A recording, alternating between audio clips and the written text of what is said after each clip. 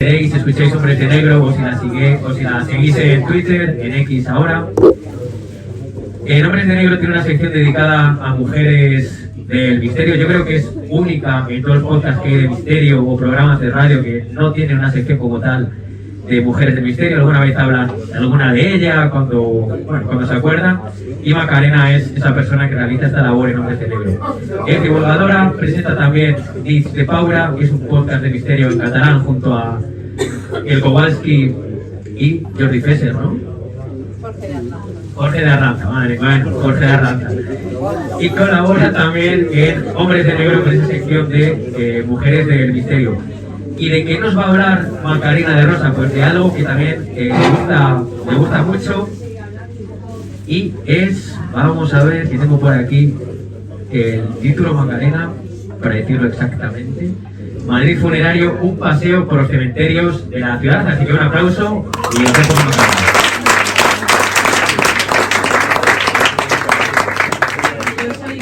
Que vengo después de estos dos pedazos, vamos, que han hecho una increíble labor. Yo vengo aquí humildemente a explicar lo que pueda de los cementerios de Madrid.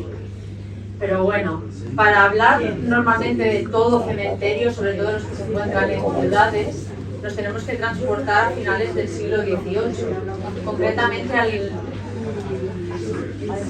¿Así? ¿Así o así? Ya digo, si es que después de ello yo...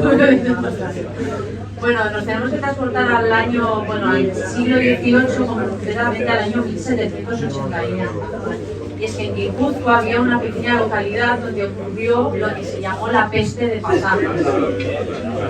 Y esto sucedió en esta localidad donde hubo una epidemia que se llevó a un 10% de la localidad. Sí que es verdad que solo fueron 83 personas, pero menos de 800 habitantes, pues se llevó un 10% de la población. Y esto ocurrió por los gases que emitían los cuerpos que estaban inhumados dentro de las iglesias. Y entonces, tras una repetida inhalación de los mismos, pues la gente fue cayendo enferma y causó toda esta epidemia. Esto motivó al rey Carlos III a crear una real cédula en 1787 donde se prohibía, salvo en excepciones, las inhumaciones en iglesias. Y entonces se tenía que crear unos cementerios fuera de las ciudades por cuestiones de salubridad. Claro, esto a la iglesia en un principio no le gustó porque dejaba de recibir dinero por esas inhumaciones, ¿no? Por la iglesia no se les tocado. Y luego a los feligreses tampoco es que la idea les encantara, porque eso de inhumarse extramuros, fuera de lo que se consideraba un recinto religioso, pues esto ellos no lo entendían. Sí que es verdad que aquí, no sé, pero en Barcelona, por ejemplo, a lo mejor recurro mucho a historias de Barcelona, pero es que soy de allí, entonces tomo referencia, ¿no?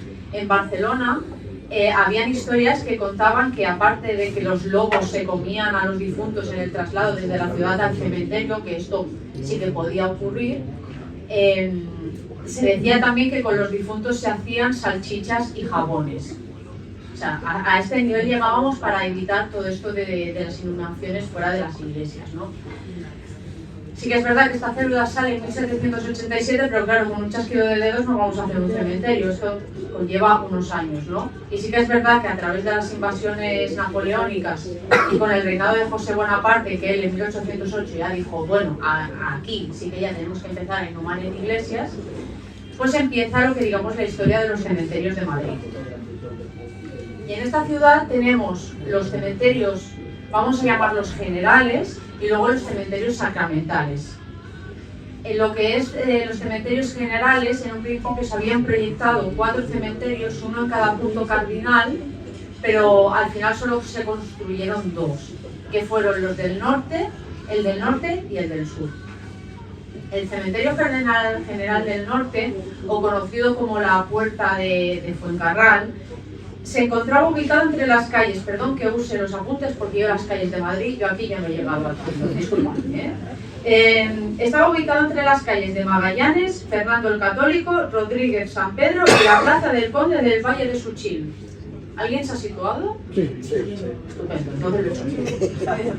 Bueno, este cementerio se empieza a construir en 1804 como ya he comentado, viene la invasión napoleónica en 1808, entonces este cementerio tiene que parar su construcción y finalmente en 1809 ya se proyecta a través del arquitecto Juan de Villanueva, que es el arquitecto de por ejemplo, el Museo del Prado, ¿no? Este cementerio estaba formado por varios patios de un sistema de nichos de 4 alturas, es decir, había 4 pisos y en cada piso había un nicho, y en estos patios se encontraba en el centro una fosa común.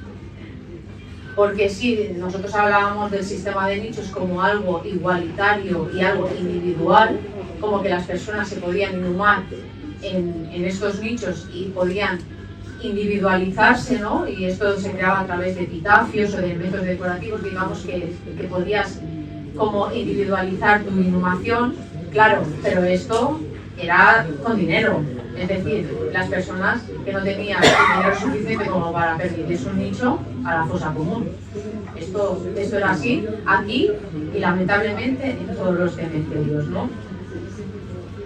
Pues este cementerio se construyó en 1809, sí que es verdad que tiene diversas ampliaciones, pero se clausura en 1884, quedaros con esta fecha porque recurriremos más adelante, pero sí que es verdad que se sigue usando años posteriores, porque igual que en 1887 tenemos la Real Cédula, pero no hacemos así, hay un cementerio, los cementerios se clausuran en 1884, pero siguen usándose hasta el siglo XX, ¿de acuerdo? Y como he comentado, tenemos el Cementerio General del Norte y tenemos el Cementerio General del Sur, que este era llamado el Cementerio de la Puerta de Toledo por su ubicación, pero también era llamado el Cementerio de los Ajusticiados, porque se ve que muy cerca estaba la Plaza de la Cebada y allí se ajusticiaban a los reos. Y uno de los casos más conocidos, por ejemplo, es el del bandolero Luis Candelas, que entiendo que tiene un restaurante aquí en la Plaza Mayor, pero por lo visto es conocido por otras cosas, no por su gastronomía. Sí que es verdad que este cementerio se construyó en 1810, pero en 1818 sufre una ampliación, pero hay crónicas en el 1820 que relatan que por su precipitada construcción, y esto ocurre en la mayoría de los cementerios, hay muchos que por necesidades se construyen muy rápidamente y acaban causando ruina, en 1820 se conoce que este cementerio está en muy mal estado de conservación. Tanto es así que hay crónicas que dicen que los difuntos son devorados tanto por los perros como por los pájaros.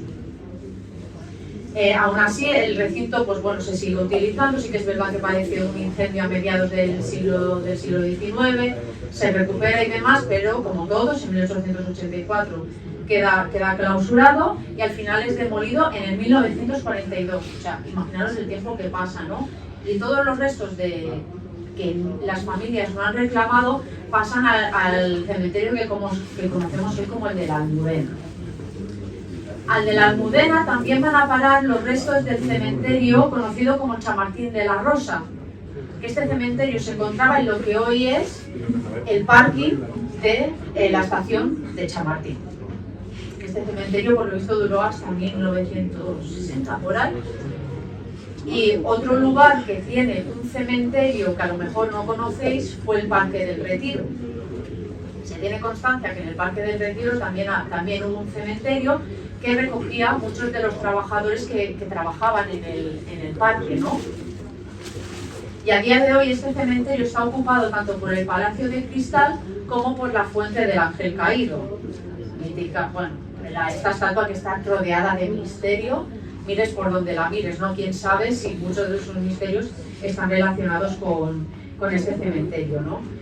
El cementerio del Retiro se construye en 1787 y acaba desapareciendo en 1874. Es decir, hay cementerios que para nosotros duran una centuria, pero claro, ¿qué es una centuria para el resto de la eternidad? Para que descansen nuestros restos, ¿no? A lo mejor no es nada, ¿no? Pero que a veces estas construcciones eran muy volátiles, no duraban mucho en el tiempo, ¿no? Estos son los cementerios que se construyeron generales y que no han llegado a nuestros días. Paralelamente, en 1811 se empiezan a conceder permisos reales a las archicofradías y a las sacramentales para crear sus propios cementerios y puedan inhumar allí a sus feligreses, ¿no? Por eso vosotros aquí tenéis el cementerio de la Sacramental de San Isidro, Sacramental de San Justo, y todo esto viene por aquí. Y por lo visto, estos cementerios estaban sumamente cuidados, en diferencia a los generales, que presentaban prácticamente ruina. Y aún así, muchos de ellos también desaparecieron por lo que os contaba del 1884. La ciudad de Madrid comienza a crecer y muchos de estos cementerios que se construían fuera del núcleo urbano comienzan a presentarse dentro de él. Y para poder hacer el ensanche de la ciudad y para poder planificar lo que es el urbanismo, pues tienen que derruirlos. Entonces el ministro de ese momento, en 1884, decide tirar muchos de ellos abajo por este motivo.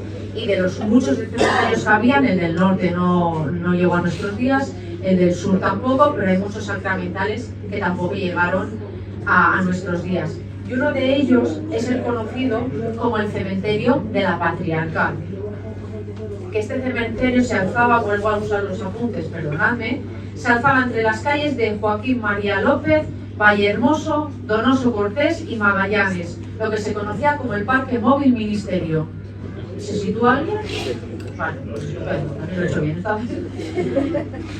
Este cementerio se inaugura en 1849, promovido por la Congregación del Santísimo Cristo de la Obediencia y Hermandad Real de Palacio. Ahí es nada.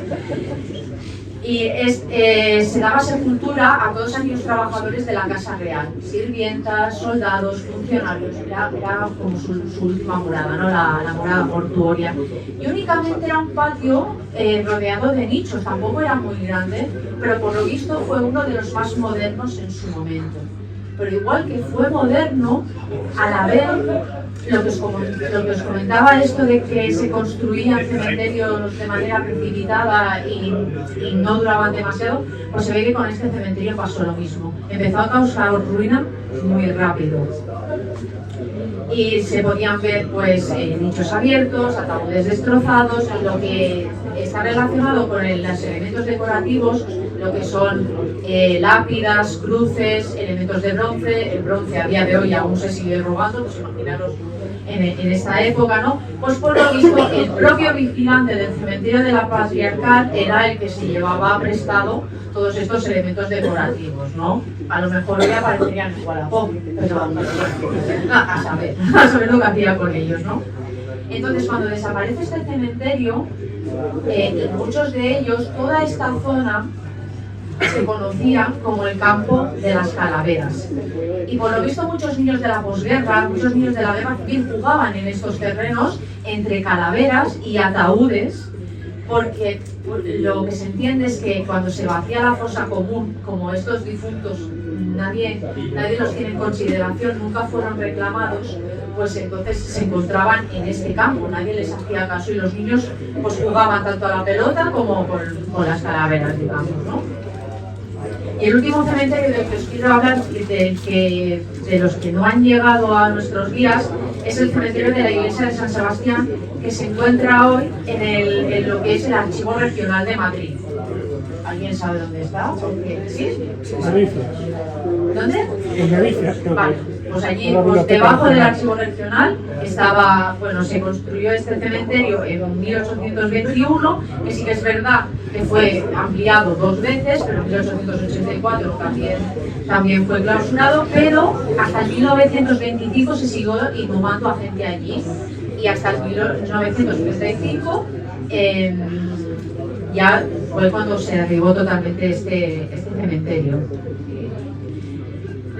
Este cementerio tiene 2 curiosidades. Una de ellas es que fue el primero que tuvo un mausoleo que pertenecía a Joaquín de Fagoaga, que era el tesorero de la reina Isabel II. Y lo curioso de este mausoleo, que a día de hoy nos imaginaríamos algo majestuoso con mármoles y demás, esto en realidad era una barraca de ladrillo y piedra, ¿no? Lo que pasa es que sí que en la puerta presentaba 2 perros como para dar la bienvenida al mausoleo. Los perros siempre se han considerado signo de fidelidad, ¿no? Y si vais por los cementerios normalmente veréis muchas sepulturas donde hay perros por este motivo, ¿no? Es como símbolo de fidelidad.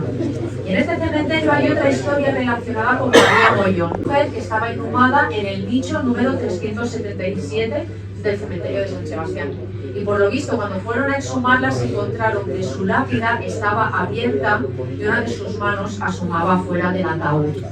Y esto se cree que fue porque esta mujer sufrió catalepsia, que es este síntoma en el que el cuerpo está como inconsciente. Nosotros creemos que ya se encuentra difunto, pero en realidad lo único que tiene es que se encuentra inconsciente y que lamentablemente todo el mundo te considera que estás muerto, pero en realidad no. Y lo que se cree es que esta mujer, pues en cuanto fue inhumada, pues despertó dentro del ataúd e intentó salir como pudo y lamentablemente pues no salió más. Sí que es verdad que esto era algo recurrente en la época, se tiene constancia de que esto era algo que preocupaba a la ciudadanía y que daba miedo, y que estaban todos estos sistemas de ataúdes con banderitas, con campanas, por si alguien se quedaba enterrado dentro. Supongo que ahora nos enterrarían con el móvil. Entonces es más fácil enviar un WhatsApp y decir, oye, que me han dejado aquí dentro. Pero bueno, para los más aprensivos e hipocondríacos, deciros que esto no sucede a día de hoy, que tenemos los suficientes medios como para saber cuando una persona está difunta de verdad, y los cementerios tienen protocolos para inhumar X horas después del fallecimiento, ¿no? Para evitar estas prácticas. Actualmente la ciudad de Madrid, yo creo que tiene 14 cementerios, pero a veces encuentro 13, no sé, tenéis muchos, la verdad. En Barcelona tenemos 9 y aquí, bueno, nos superáis. Entre los desaparecidos y los que siguen en pie, nos ganáis de calle, la verdad.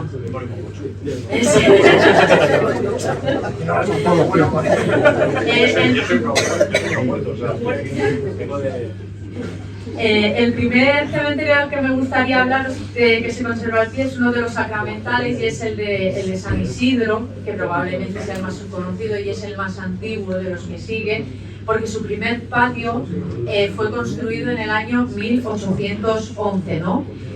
En un lugar bucólico, ¿no? Conocido como el Cerro de las Ánimas, ¿no? Qué bonito lugar como para construir un cementerio que no sea el Cerro de las Ánimas, ¿no? Esto en aquella época sí pertenecía a las afueras de la ciudad, pero a día de hoy el cementerio está integrado dentro de la ciudad de Madrid, ¿no? Y el cementerio de San Isidro es el nombre abreviado del cementerio de la Pontificia y Real Archicofradía Sacramental de San Pedro, San Andrés, San Isidro y de la Purísima Concepción. Amén. Y entonces se construyó para poder inhumar a todos los feligreses de todas estas sacramentales, ¿no? Y por lo visto, en el siglo XIX este fue el cementerio que se escogió para la nobleza para encontrar su última morada, ¿no? Su morada eterna. Y nosotros tenemos que entender que en el siglo XIX tenemos una sociedad que empieza a ganar mucho dinero, ya sea por la industria, ya sea por sus viajes a América, y esta sociedad no se va a contentar con su descanso eterno en un nicho. O sea, esto de la igualdad, de la individualidad, para los ricos no existe. O tengo un panteón, o yo no descanso en paz, ¿no? Y por lo visto el cementerio de San Isidro pues, fue el preferido para la aristocracia, los artistas, los políticos y demás personas pues, que tenían, pues, digamos, una clase alta, ¿no? Y en este cementerio también hay un panteón muy curioso, que es el de los hombres ilustres, que hay uno en San Isidro, pero también hay otro en San Justo. Pero quería hablar de este en concreto porque el Ministerio de Fomento lo mandó a construir en 1884, y cito textualmente, con motivo de restituir el honor y rendir culto a importantes personajes del mundo de la cultura de la Ilustración española que habían muerto en territorio francés. Claro, esto sobre el papel queda muy bonito, pero luego nos acercamos al panteón de los hombres ilustres de San Isidro y a día de hoy está casi en ruinas. Y esto a mí me gustaría hacer hincapié en una cosa, porque mucha gente dice, es que hay cementerios que dan asco, ¿no? De que están mal conservados. Y muchas veces hay que diferenciar el cementerio, el recinto, de lo que es la sepultura, el nicho o el panteón. porque los panteones normalmente son, vamos a llamarlo, propiedades. Y es responsabilidad del titular, ¿no? De su conservación, digamos. Entonces, muchas veces vemos estos tipos de panteones que la verdad que da pena cómo están y dicen, es que el cementerio no, es que tiene que ser el titular. En este caso concreto, el titular es el Ministerio de Fomento.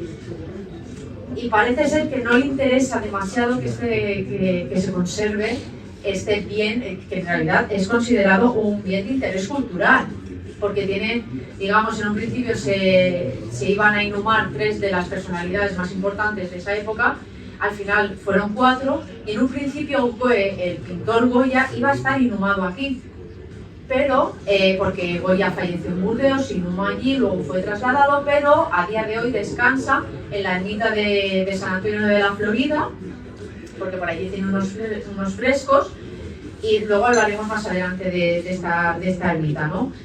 Pero da mucha pena que tengamos joyas funerarias de este tipo y que no se dé el valor suficiente, ¿no? Porque parece que por no estar en un museo no merecen este respeto, ¿no? Luego también tenemos de sacramentales, tenemos el de San Justo, que está justo pegado a San Isidro, y este se construyó en 1847 por una real orden de la reina Isabel II, ¿no? Lo que pasa es que este cementerio se ve que en la Guerra Civil tuvo grandes desperfectos, y se intentó remodelar, los bloques de nichos causaban ruido, se demolían. Era un poco batiburrillo, ¿no? Era un poco caótico. Pero sí que con los años se ha intentado reformarlo. Y a mí, al menos, me dio mucha curiosidad saber que uno de los últimos patios de la Sacramental de San Justo, que es el de San José y San Pedro, está totalmente techado con una estructura de hormigón. Es una mole de hormigón, porque los cementerios normalmente son espacios al aire libre. Y esto fue porque, como ya fue construido en el núcleo urbano, querían evitar las quejas de los vecinos de que toda la vecindad del alrededor no viera el cementerio. Y la solución que encontraron a este problema fue hacer todo este techado de hormigón encima de este patio. O sea, nosotros teníamos una cultura de la muerte hace 100, 150 años que lamentablemente la muerte vivía entre nosotros, por tema de epidemias, de sequías, problemas de alimentación, o sea, absolutamente todo, que a lo mejor gente que tenía 6 o 7 hijos, le llegaban 2 o 3 a la vida adulta, ¿no? Y como dentro de unos años lo que hemos conseguido es apartar totalmente la muerte de nuestras vidas, sobre todo con este tipo de actos, ¿no? Y también una cosa muy curiosa de la Sacramental de San Justo es su capilla, que la capilla es del Santo Ángel. Si alguno de vosotros ha visitado este recinto, por lo visto en el suelo hay una cruz negra. Y esto representa toda la oscuridad que puede reinar en el hombre, ¿no? Todas las piedras que puede encontrar en su camino. Y a medida que vamos alzando la vista, lo negro se vuelve blanco. Es decir, la luz divina hace que toda la oscuridad que pueda haber en nosotros la ilumine, digamos, Dios, ¿no? Y esto me pareció, la verdad que esto de la Sacramental de San Justo me pareció muy correcta. Muy bien de tiempo. Yo tengo... Sí. Vale, perfecto, me quedan unos minutos. Hemos hablado del cementerio de San Isidro, hemos hablado del cementerio de San Justo, y creo que lo más justo, valga la redundancia, es también hablar de la necrópolis del Este, que es lo que se conoce hoy como el cementerio de la Almudena. Y este cementerio surge en los años 1884 y 1885 por una epidemia de cólera que azotó a la ciudad, y por esto se le llamaba el cementerio de las epidemias. Y la primera inhumación que hay en este cementerio es la de un niño de 14 meses que se llamaba Pedro Regalado. Es lo que hablábamos, ¿no? Que lamentablemente la mortalidad infantil en esta época era enorme, ¿no? Y la primera inhumación que se tiene constancia en el cementerio de la Almudena es de un niño de 14 meses, ¿no? Exacto. También, paralelo a la Almudena, tenemos en esta necrópolis el cementerio civil y el cementerio hebreo. En el cementerio civil se inhuman a todas aquellas personas que no profesan la religión católica o por un u otro motivo no merecen estar inhumados en recinto sagrado. Y la primera persona inhumada en el cementerio civil fue una mujer que se llamó Maravillas Leal, que se ve que no tenía más de 20 años, y hay dos versiones sobre la muerte de esta mujer. Una de ellas es que no profesaba la religión católica, entonces no podía ser inhumada en el cementerio de la Almudena y fue al civil. La otra dicen que esta chica se suicidó y que por ese motivo no podía ser inhumada. Esto fue también lo que le podría haber ocurrido a Mariano José de Larra, ¿no? El famoso escritor que él se quitó la vida por un desengaño amoroso con tan solo 27-28 años, y en un principio él tampoco podía haberse inhumado en el recinto sagrado, pero dada la valía, el escritor y demás, pues al final se pudo inhumar en el Cementerio General del Norte, que hoy se encuentra en el Panteón de Hombres Ilustres de San Justo, ¿no? Y aparte del cementerio civil tenemos el cementerio hebreo, que esto se dio permiso en 1922 para poder inhumar en el cementerio de la Almudena a todas aquellas religiones que no eran la católica, ¿no? Y de esta manera pues se podían inhumar a todas aquellas personas que practicaban la religión hebrea. Lo curioso de todo este recinto es que veréis, ahora, bueno, la sociedad avanza mucho, pero sí que es verdad que no hay flores, y todos los elementos decorativos de los cementerios hebreos se basan en la estrella de David y en la menorá, que es este candelabro de siete puntas, característico de la religión hebrea. Y normalmente estos son los únicos elementos decorativos que encontraremos en estos cementerios. Así que son muy fáciles de detectar por este motivo, ¿no? Luego, hay un cementerio muy pequeño, Sur Carabanchel, que fue construido en 1854 para enterrar a los británicos que no profesaban pues, la religión, ¿no? Que eran protestantes. Y este cementerio actualmente está gestionado por la Embajada Británica, está fuera de todo lo que llamamos los servicios funerarios de Madrid. Y ya por último, me gustaría hablar del cementerio de la Florida, recuperando lo que había hablado de Goya. Y este es un pequeño cementerio que se encuentra en el Parque del Oeste y fue construido en 1796 para inhumar a todas aquellas personas, ¿no? que trabajaban también en la Casa Real. Lo que pasa es que en este cementerio se encuentran los restos de los 43 fusilados del famoso 2 de mayo de 1808 y se encuentran en este recinto. Y es desconocido porque solo se abre sus puertas este 2 de mayo y los fines de semana de ese mismo mes hasta llegar a junio. Es un cementerio que se puede visitar en muy contadas ocasiones, ¿no? Y a la entrada podemos ver un azulejo que representa el famoso cuadro de Goya de los fusilamientos del 2 de mayo de 1808. Te digo, para mayo queda muy poco, por si os interesa ir como curiosidad, ¿no? Y aquí traía la retaíla de cementerios demás que tenéis aquí en Madrid, que tenéis muchísimos, pero creo que ya he hecho un paseo bastante completo, tanto por los cementerios desaparecidos como los que siguen en pie en la ciudad de Madrid. Así que espero que os haya gustado y que muchísimas gracias por vuestro tiempo.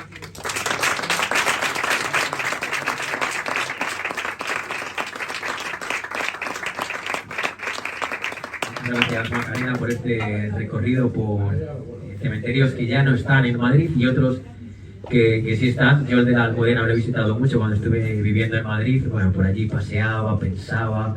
Bueno, bien, me alegro de que lo hayas incluido ahí.